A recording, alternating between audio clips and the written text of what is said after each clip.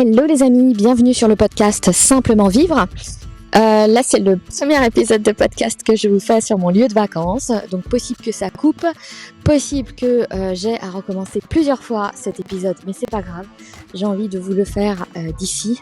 Aujourd'hui, j'aimerais vous parler du fait que la vie vous frappe toujours au bon moment, au bon endroit. C'est ce dont je suis persuadée et je viens vous expliquer simplement que vous avez besoin d'ouvrir les yeux sur ces fameux signes que la vie vous envoie. Parce que vous avez des signes tout le temps, des signes extérieurs, des signes intérieurs, c'est-à-dire que votre corps vous envoie des signes, et puis l'extérieur, votre environnement vous envoie des signes. Et quand vous ne les écoutez pas, parce que ces signes-là sont là pour vous faire évoluer, pour vous faire avancer sur votre chemin à vous, celui pour lequel vous êtes destiné. Quand vous les écoutez pas, la vie vous frappe parce que vous n'avez pas assez de puissance ou vous n'êtes pas encore en capacité de comprendre quelle direction vous devez prendre. Et en fait, plutôt que de vous plaindre de ce que la vie vous envoie, des épreuves que vous avez, l'idée c'est d'ouvrir les yeux sur ces signes et de commencer à se mettre en action dans la bonne direction. Je suis Davy Véron, coach et conférencière. Ici, je vous partage des prises de conscience, des outils de coaching, des enseignements en lien avec mes domaines d'excellence et en général, tout ce qui me touche, me parle, me met en énergie ou m'ouvre les yeux sur un autre niveau de conscience. Je vous apporte des clés pour rendre votre vie plus légère, plus simple, plus authentique et vous sentir à votre place. Si ce que je vous transmets vous plaît, je vous invite à partager les épisodes à vos proches et à laisser une jolie note et un commentaire pour soutenir le podcast. Je suis persuadée que la vie vous frappe toujours au bon endroit, au bon moment. Qu'est-ce que j'entends par là ? J'entends par là que à chaque fois que vous avez des épreuves douloureuses, petites comme grandes, à chaque fois que vous êtes en colère, à chaque fois que vous avez des conflits avec des personnes qui vous entourent ou avec des personnes à l'extérieur, à chaque fois que quelque chose vous énerve, quand vous tombez malade, peu importe le type de maladie, à chaque fois que ça vous arrive et que vous êtes en train de vous dire « la vie s'acharne sur moi, je sais pas ce qui se passe en ce moment, il y a rien qui va », en général, c'est toujours des choses pour vous faire comprendre quel est votre chemin d'évolution, pour vous faire comprendre que vous avez besoin de bouger quelque chose, que vous avez besoin de changer quelque chose dans votre vie. Mais comme vous n'êtes pas capable de le voir par vous-même, la vie vous frappe. La vie vous envoie des signes. En général, moi je suis convaincue de ça, c'est que la vie vous envoie toujours des signes. Vous avez des petits signes au départ pour vous faire comprendre certaines choses, et puis quand vous les voyez pas, parce que vous êtes trop dans votre quotidien, parce que vous n'êtes pas, je vais pas partir dans du perché et vous dire que vous n'êtes pas en harmonie avec votre environnement. Mais c'est clairement ce que je pense, hein. C'est vraiment ce que je pense, c'est que dès qu'on arrête de s'écouter soi, dès qu'on arrête d'écouter les signes extérieurs, ce qui est flagrant, hein, parce qu'en général c'est toujours flagrant. J'ai une de mes mentors qui parlait de la théorie de la plume, le rocher et le camion. Je crois que c'est ça. En gros, elle disait que la vie vous envoyait des plumes au départ, donc des petits signes. Vous voyez, des choses qui reviennent. Par exemple, vous êtes en train de chercher une maison et bizarrement, il y a toujours le même genre de maison dont vous rêvez. Les couleurs de la maison, vous les voyez partout. Tout vous montre que vous devez acheter cette maison, mais vous partez sur une autre. Parce que cette maison-là, elle est trop chère, parce que cette maison-là, elle va pas convenir à votre famille. Mais tout vous dit que c'est cette maison-là que vous devez acheter. Vous voyez, c'est juste un exemple fictif, mais ces signes-là, on peut les avoir n'importe où. On peut les avoir aussi dans le business. Vous voyez, quand vous sentez les choses, vous sentez que ce client, il n'est pas fait pour vous. Vous le sentez. Pourtant, il a l'air gentil, d'accord, le client. Ça a l'air de bien correspondre. En plus, il a l'air de vous faire confiance. Vous vous dites non, mais je vais y aller.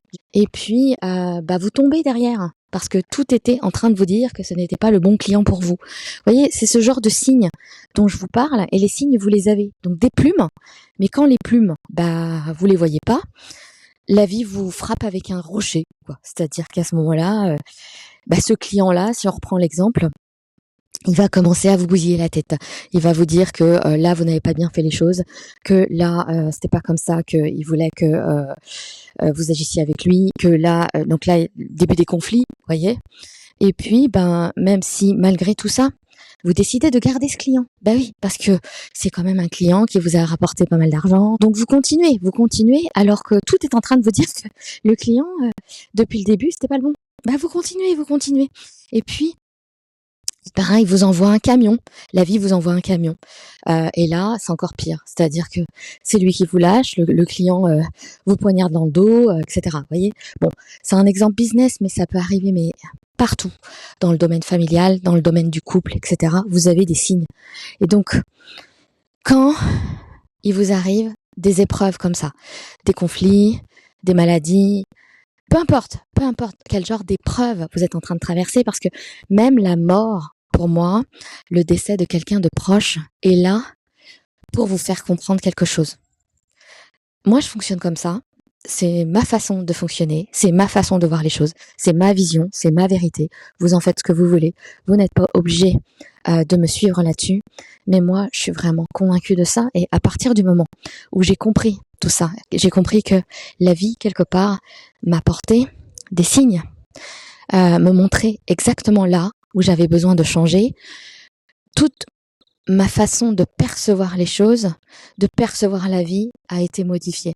Et plutôt que de me plaindre de ce qui était en train de m'arriver, je bouge, je modifie mes comportements, je change des choses dans ma vie et à chaque fois, c'est pour du mieux après. À chaque fois, je me sens mieux après. En fait, si vous voulez, j'ai pris l'habitude de changer mes comportements et de me mettre en action tout de suite. C'est-à-dire que j'attendais pas, je passais pas 10 ans à me plaindre sur ce qui était en train de m'arriver. Avant, c'était ça, je pouvais me plaindre pendant 2 mois, 3 mois, 1 an de l'épreuve que je venais de subir. Aujourd'hui, c'est plus le cas. J'ai une épreuve, je me dis ok, maintenant je vais me poser et je vais me demander ce que la vie est en train de me dire, ce qu'elle est en train de me montrer, et puis je bouge. Tout à l'heure, je vous parlais de décès, j'en ai eu des décès dans ma vie. Je pars du principe que chaque décès des proches qui m'ont fait du mal, enfin c'est pas les proches qui m'ont fait du mal, c'est leur décès, est venu me faire comprendre quelque chose. Il y a un décès qui est venu me faire comprendre que la vie était trop courte et qu'il fallait que j'arrête de perdre du temps et que j'avance sur mon chemin. Parce que juste avant le décès, je savais exactement quel était le chemin que je devais emprunter, mais j'avais peur en fait. J'avais peur d'aller là. Et le décès, il m'a juste poussé à y aller. Et ça a été une des meilleures décisions de ma vie. Il y a un autre décès. C'était le décès d'un ami de longue date. Au moment où il est décédé, je ne lui parlais plus. Je lui parlais plus à cause d'un conflit dont je ne me souvenais même pas de l'objet. En fait, je savais même pas pourquoi on était en conflit. Et quand j'ai su qu'il était très malade et ensuite qu'il est décédé, ça a été extrêmement difficile pour moi. Et ce décès-là, il m'a juste montré que encore une fois, que la vie était courte, mais c'est pas tant ça. Là, ce que j'ai appris, c'est que des fois, on est en conflit avec des gens pour des broutilles, des trucs à la con, parce que je me suis sentie tellement mal quand il est décédé, en me disant que j'aurais pu faire ceci, j'aurais pu faire cela, j'aurais pu lui dire ceci, j'aurais pu m'excuser, on aurait pu faire tellement de choses. Là, ce que j'ai appris, c'est ça. J'ai appris que maintenant, il était temps de grandir et toutes les personnes avec lesquelles j'étais en conflit ou avec lesquelles j'ai coupé, peut-être que j'aurais pas dû couper, peut-être que je savais juste pas communiquer, j'avais juste besoin d'apprendre à être plus tolérante, j'avais juste besoin de me regarder dans une glace et de voir que j'étais pas parfaite non plus. Vous voyez, en fait, ça m'apprend toujours. Les décès, mais peu importe que ce soit les décès, parce que forcément les décès, c'est extrêmement douloureux, surtout quand ce sont des personnes auxquelles vous tenez. Mais je vous dis, les maladies, ça a été la même chose pour moi. Toutes les épreuves douloureuses de mon passé chaque conflit, chaque maladie, chaque émotion désagréable, hein, quelque part, c'est ça, parce que à chaque fois, vous ressentez une énorme tristesse, une énorme colère, une énorme frustration, et même quand vous êtes frustré de la situation dans laquelle vous êtes, et que ça crée du conflit intérieur. Là, vous n'êtes pas en conflit avec quelqu'un, vous êtes en conflit avec vous-même. Ça vient vous dire quelque chose sur votre vie. Ça vient vous expliquer que, et là, il n'y a pas besoin d'analyser très très loin. Ça vous apparaît, quoi. Vous savez tout de suite ce que vous avez besoin de changer. Vous savez tout de suite quelle est l'action à mettre en place. Vous savez où est-ce que vous devez bouger, ce que vous devez changer dans votre vie. Et là, vous avez le choix entre j'ai compris pourquoi j'étais dans cet état, mais je vais continuer comme ça parce que j'ai pas le choix, ou j'ai compris ce que la vie est en train de me faire comprendre, et je vais bouger en ce sens. Je vais changer ma vie, même si ça me demande de sortir de ma zone de confort, même si ça me demande énormément d'efforts, même si ça me demande de ravaler ma fierté, même si ça me demande de stopper mon ego. Et en fait,